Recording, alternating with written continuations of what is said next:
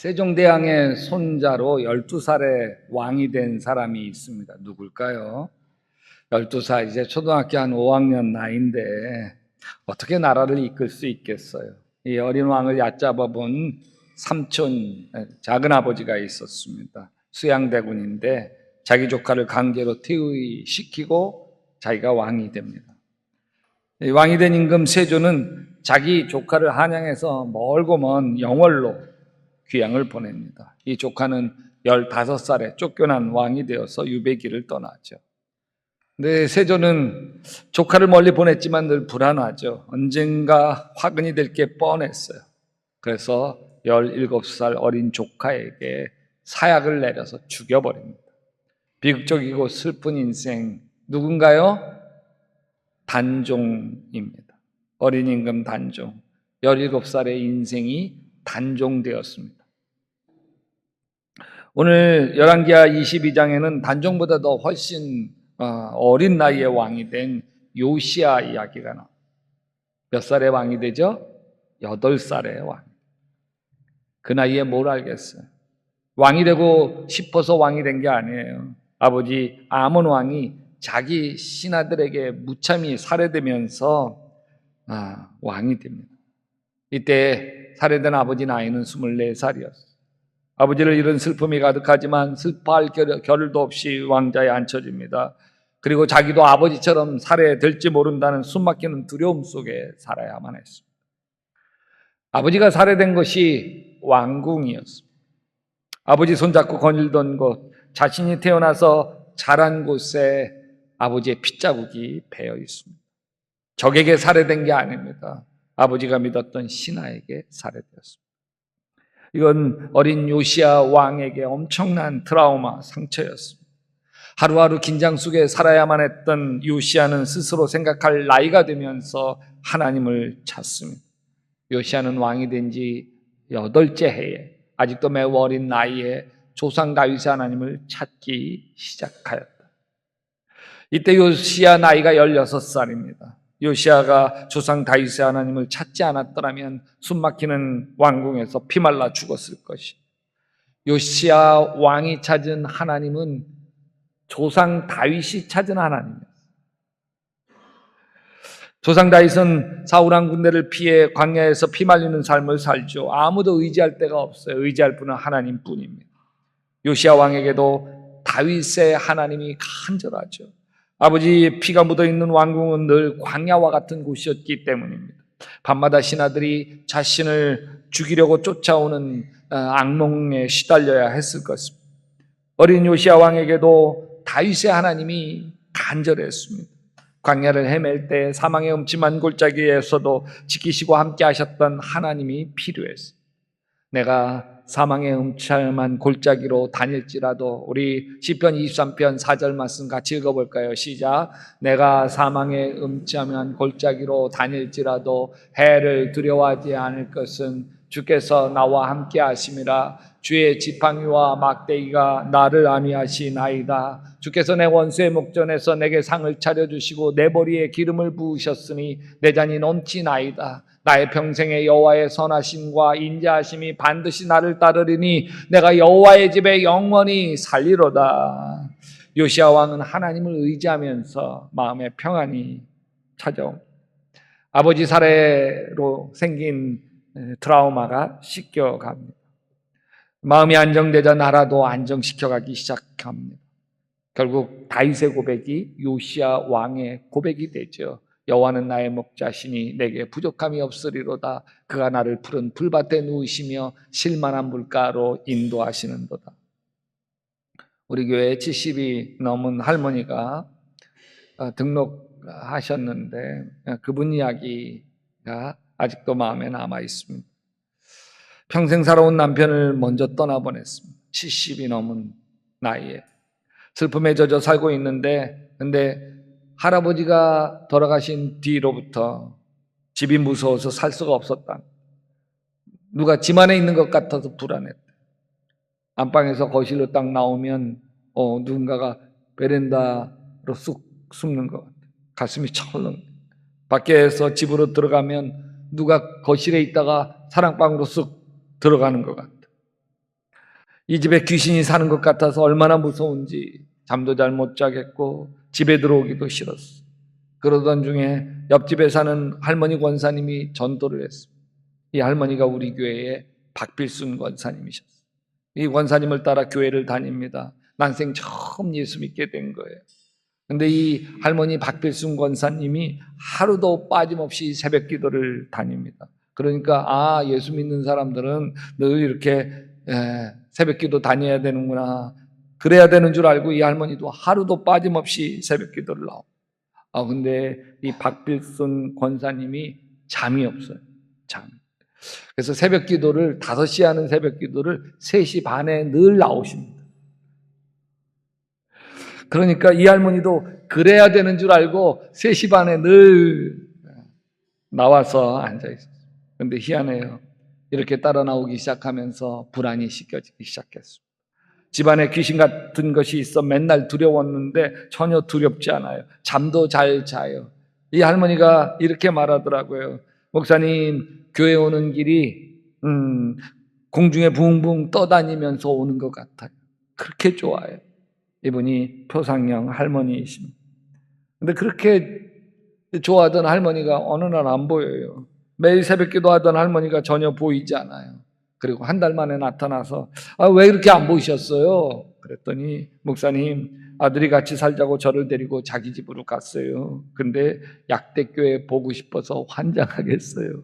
그래서 아들에게 나 약대교회 못 가면 금방 병나서 나 죽을 것 같다, 나 다시 돌아갈란다, 그러고 왔다는 거예요.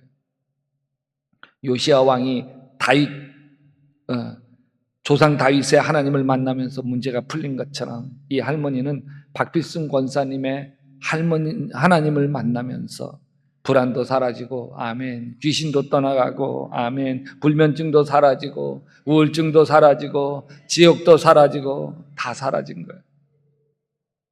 이제 요시야 왕이 청년이 됩니다. 더 이상 어린애가 아니죠. 유다 왕국이 하나님 축복이 되도록 아버지 아몬 왕과 할아버지 므낫세 왕이 저질렀던 우상 숭배를 없애기 시작합니다. 그의 통치 12년이 되는 해에는 산당과 아세라 목상들과 아루새긴 우상들과 부어 만든 우상들을 없애고 유다와 예루살렘을 깨끗하게 하였다. 요시야에게 쉬운 결단이 아니죠. 그런데도 주저하지 않습니다. 왜냐하면 하나님이 아니었으면 자기가 망했을 것이기 때문에 그렇습니다. 하나님 중심으로 살아가던 요시야 왕의 마음에 늘 걸리는 것이 있었습니다. 그것은 낡은 하나님의 성전이었어요. 솔로몬이 지어놓은 예루살렘 성전은 벌써 340년이 흘렀습니다. 여기저기 파손된 것이 많아요. 낡았기 때문이죠. 그래서 대대적인 성전 보수 공사를 합니다. 성전 리모델링을 한 것이죠. 이때 리모델링하다 엄청난 것을 발견합니다. 요즘 약대교회가 리모델링 한창입니다. 리모델링 위해서 교회 사무실 이사를 하다가 뜻밖의 것을 발견합니다. 포도주 3병을 발견했어요. 도대체 누가 포도주 3병, 우리가 교회에서 포도주를 담기 때문에 이렇게 병으로 사는 포도주 가끔 한 병씩 사서 작은 성만찬에 쓰긴 하지만 3병이 통째로 있는 거예요. 그것도 큰 병으로. 이거 뭐지? 포도주병을 자세히 보니까 6년 전 우리 교인들과 성지순례를 다녀올 때 이스라엘 가나라고 하는 동네에서 사온 포도주였습니다. 성경에 예수님이 물로 포도주를 만들었던 가나라는 동네에서 우리 약대교인들 성만찬에 쓰려고 포도주 3병을 사왔는데 우리 교회가 성만찬을 자주 하는 편이 아니라서 사온 저도 잊어버렸고 또 어디다 두었는지 까맣게 잊고 있다가 리모델링 하면서 나온 거예요. 다음에 우리 교회 성만찬 할 때 이스라엘 가나 혼인잔치에서 나온 그 포도주 사용하도록 하겠습니다. 요시야 왕이 성전 보수를 지시합니다. 그 가운데서 hil기야 제사장이 먼지가 깊이 쌓인 깊은 창고에서 아주 오래된 율법 두루마리를 발견합니다. 사반 서기관이 이 책을 요시야 왕에게 갖다 줍니다. 임금님, 성전 수리하다 발견한 하나님 말씀입니다. 이 말씀은 보니까 모세가 전해준 여호와의 율법책입니다. 그것을 받아든 요시야가 흥분을 합니다. 사반서기관 말씀을 빨리 읽어보아라. 당신들이 주 하나님 말씀을 귀담아 듣고 내가 오늘 당신들에게 명한 그 모든 명령을 주의 깊게 지키면 주 당신들의 하나님이 당신들을 세상의 모든 민족 위에 뛰어나게 하실 것입니다. 당신들이 주 당신의 하나님의 말씀에 순종하면 이 모든 복이 당신에게 찾아와서 당신들을 따를 것입니다. 성읍에서도 복을 받고 아멘 들에서도 복을 받을 것입니다. 태가 복을 받아 자식을 많이 낳을 것입니다. 땅이 복을 받아 열매를 풍성하게 낼 것입니다. 집짐승이 복을 받아 번식할 것입니다. 소도 많아지고 아멘 양도 많아질 것입니다. 곡식 광조리도 반죽 그릇도 복을 받을 것입니다. 그래서 들어와도 복을 받고 아멘 나가도 복을 받을 것입니다. 당신들에게 대항하는 적들이 일어나도 주님께서는 당신들이 보는 앞에서 그들을 치실 것이니 그들이 한 길로 쳐들어왔다가 일곱 길로 뿔뿔이 도망칠 것입니다. 한 말씀 한 말씀이 마음을 설레게 감동이에요. 요시야 왕이 아멘 아멘 하죠. 근데 사반이 말씀을 조금 더 읽어가자 은혜를 받았던 요시야 왕이 갑자기 자기 옷을 찢으면서 통곡하기 시작합니다. 견딜 수가 없는 거예요. 왜냐하면 이어지는 모세가 전한 말씀에서 두려움이 밀려왔기 때문입니다. 신명기 28장 1절은 축복이 쏟아지더니 15절서부터 그러나 당신들이 주 하나님 말씀을 듣지 않고 내가 당신들에게 명한 명령과 규례를 지키지 않으면 다음과 같은 온갖 저주가 닥쳐올 것입니다. 당신들은 성읍에서도 저주를 받고 들에서도 저주를 받을 것입니다. 당신들의 곡식 광주리 떡반죽 그릇도 저주를 받을 것입니다. 당신들의 몸에 태어난 자녀와 당신들 땅의 곡식과 소 새끼와 양의 새끼도 저주를 받을 것입니다. 그러면서 당신들은 들어와도 저주를 받고 나가도 저주를 받을 것입니다. 이 말씀에 요시야가 통곡을 합니다. 할아버지 므낫세와 그가 몰렉신에게 자기 자식을 불에 태워 바쳤던 천인 묵노할 죄를 지었고 아버지 아몬 왕도 우상 숭배하다 결국 하나님의 저주를 받아 칼에 맞아 죽은 게 분명했기 때문입니다. 24살의 나이 두루마리 말씀에 옷을 찢으며 통곡하던 요시야 왕이 우리 조상이 이 책의 말씀에 복종하지 아니하고 우리가 지키도록 규정된 이 기록대로 하지 않았으므로 우리에게 내리신 주님의 진노가 크고 그러면서 그대들은 이 여예언자인 홀다에게 가서 이제 우리에게 하나님이 뭐라고 말씀하시는지 듣고 오시오. 홀다의 예언은 심각합니다. 나주가 말한다. 유다 왕 요시야 왕이 읽은 책에 있는 모든 말대로 내가 이것과 여기에 사는 주민에게 재앙을 내리겠다. 그들이 나를 버리고 다른 신들에게 분향하고 그들이 한 모든 일이 나의 분노를 격발하였기 때문이다. 그러므로 나의 분노를 이 유다 땅에 쏟을 것이니 아무도 끄지 못할 것이다. 그러나 요시야 왕은 깊이 누이치고 옷을 찢고 내 앞에 통곡하였다. 그러므로 내가 이곳에서 내리기로 한 모든 재앙을 요시야 내가 죽을 때까지는 내리지 않겠다.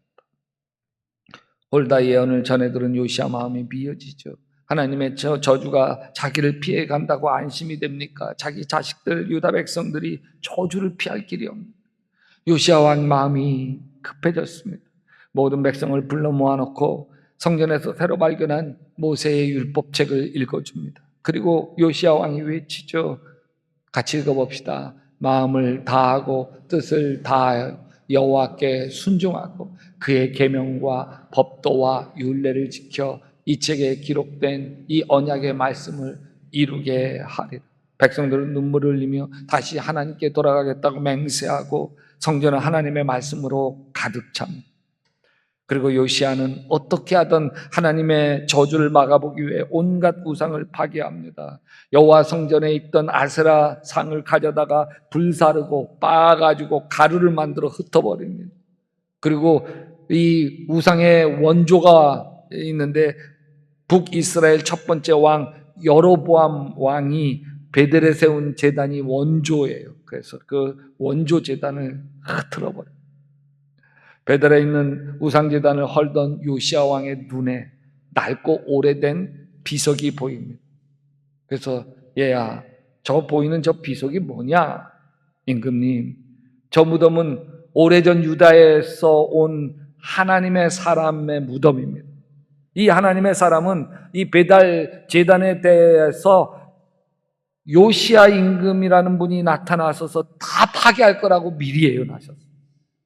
그래? 요시야 왕이 태어나기 300년 전 북이스라엘 여로보암 1세가 베들에다가 우상의 제단을 만들자 여기 하나님의 사람이 내려와서 이렇게 제단을 향해서 외칩니다. 제단아, 제단아, 나주가 말한다. 다윗 가문의 한 아들이 태어난다. 그 이름은 요시야다. 그가 너의 위에 분향하는 산당의 제사장들을 너 위에서 죽여서 제물을 바칠 것이며 또 그가 너 위에서 그 제사장의 뼈를 태울 것이다. 300년 전 이 말을 들은 요시야의 온몸에 소름이 돋습니다. 아, 나는 우연히 태어난 존재가 아니구나. 아버지가 피 흘린 왕궁에서 내가 8살에 왕이 된 것도 우연이 아니구나. 내가 16살에 조상 다윗의 하나님을 찾게 된 것도 우연이 아니구나. 내가 성전 리모델링 한 것도 우연이 아니구나. 성전을 리모델링 하다가 하나님 말씀을 발견한 것도 우연이 아니구나. 내가 우상제단을 헐어버린 것도 다 우연이 아니구나. 하나님께서 300년 전 그 예언자의 입을 통해 이미 나를 준비하셨구나. 다 하나님 손 안에 있는 거구나. 할렐루야. 요시야의 머리카락이 곤두서고 피부에 소름이 쫙. 그리고 하나님 심판에 대한 두려움이 더 분명해졌습니다. 300년 전 하나님의 사람이 요시야 왕 이름을 말하며 했던 예언이 이루어진 것처럼 지금 여선지자 홀다의 예언도 반드시 이루어지겠구나. 아, 이 유다 왕국 하나님의 저주를 피할 수 없으니 어쩌면 좋으리. 나중에 여러분 홀다의 예언대로 요시야 왕이 죽은 뒤에 그 아들 시드기야 왕이 되면서 유다 왕국은 멸망당하고 성전은 다 파괴되고 바벨론 포로로 다 잡혀. 지금 요시야 왕은 그런 운명 앞에서 뭘 해야 됩니까? 뭘 해야? 10년 전 뇌수술을 받아야 하는 어떤 분 병문안 가서 기도해 드린 적이 있습니다. 이분은 제가 처음 뵙는 분이었고 대기업에서 중역으로 일하시는 분이었어요. 처음 뵙는 분이었지만 뵙기 한 1년 전쯤 우리 필리핀 깜덴 선교봉사를 하러 갈 때 50만 원을 선뜻 후원해 주시기도 했던 분이었어요. 병세가 너무 갑작스러워 뇌수술을 하게 되셨는데 뇌수술하다 다시 깨어나지 못할 수도 있으니 꼭 가서 기도해 드렸으면 좋겠다고 해서 병문안을 갔습니다. 참 따뜻하고 자상하게 생기셨는데 팔뚝에 조그맣게 한일자 마음심자 일심이라고 서툴르게 문신이 새겨져 있었습니다. 참 안 어울렸어요. 대기업 중역이고 선하게 생기신 분 팔뚝에 마치 동네 양아치들이 어깨에다가 착하게 살자 바늘로 문신해 놓은 것처럼 그렇게 문신을 해 놓았으니 궁금해서 물었어. 팔뚝에 일심이라고 새겨 놓으셨는데 젊은 시절에 좀 노셨나 봐요. 환자는 빙그레 웃고 그 옆에 환자 친 누나가 계셨는데 이 누나가 자기 팔뚝을 이렇게 보이면서 목사님 그 일심자는 저도 있어요. 저뿐만 아니라요 우리 사남매가 다 일심자가 있어요. 아버지께서 흩어지지 말고 혹시 전쟁이 나서 흩어지더라도 이 글자 보고 다시 찾거라 그러면서 사남매에게 다 새겨 놓으셨어요. 어린 사남매에게 팔뚝에 새겨진 글자. 6.25 전쟁을 겪으신 아버지가 혹시 또 이런 전쟁과 변란이 일어나면 절대 흩어지지 말자고 새겨놓은 글자. 저는 사남매가 평생토록 늘 형제를 생각하도록 만들어 주었다 싶었습니다. 요시야 왕은 홀다의 예언대로 하나님 저주로 유다 백성들이 다 흩어질 게 분명했습니다. 여호와께서 내 적군 앞에서 너를 패하게 하시리니 내가 그들을 치러 한 길로 나가서 그들 앞에서 7길로 도망할 것이며 내가 또 땅의 모든 나라 중에 흩어지고 이제 나라는 망하겠고 유다 백성들은 흩어질 텐데 어떻게 하지? 그때 떠오르는 말씀이 신명기 16장 1절이에요. 내 하나님 여호와께서 유월절을 행해라. 내 하나님 여호와께서 밤에 너를 애굽에서 인도해 내셨습니다. 우리가 유월절을 지키면 우리가 비록 다 흩어져도 하나님이 다시 모으겠구나.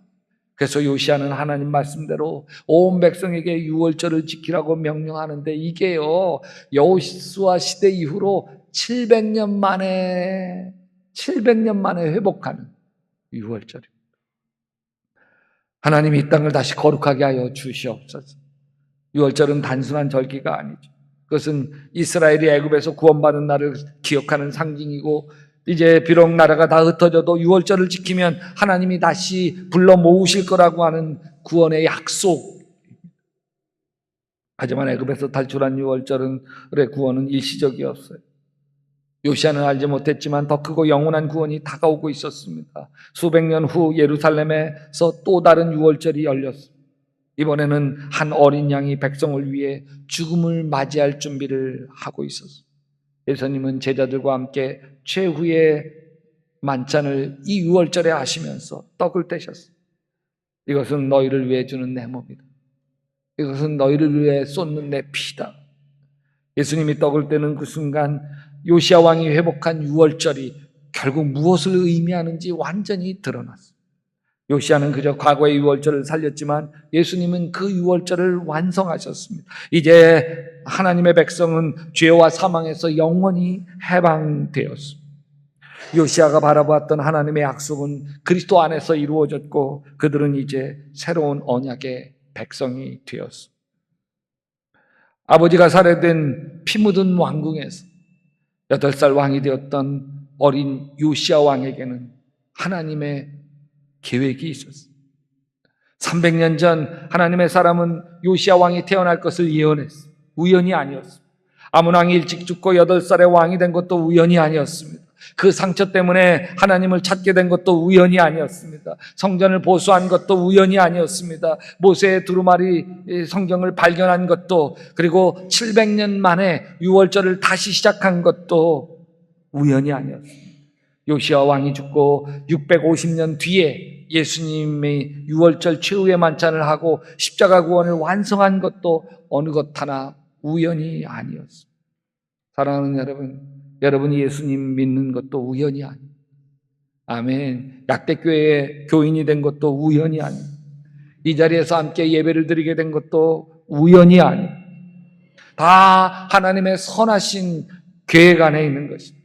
우리가 겪는 시련과 역경도 다 하나님의 선하신 계획 안에 있음을 믿으시기 바랍니다. 지금은 눈물로 씨를 뿌리러 나가지만 기쁨으로 단을 거두고 돌아올지어다. 왜냐하면 하나님은 우리의 아버지시고 여러분과 나는 하나님의 자녀이기 때문에 그렇습니다.